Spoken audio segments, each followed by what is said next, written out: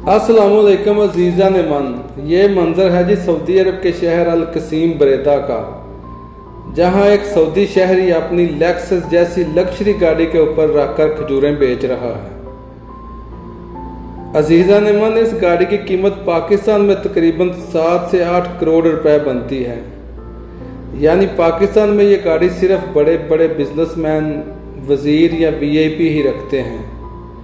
और यहाँ सऊदियों का सोच का कमाल देखें कि सऊदी अरब में खजूरों का मौसम आया, लोग करोड़ों की लेक्सस जैसी गाड़ियों के ऊपर रखकर खजूरें बेच रहे हैं, क्योंकि इनके नज़दीक गाड़ी एक सवारी है और रोज़ी इज़्ज़त है।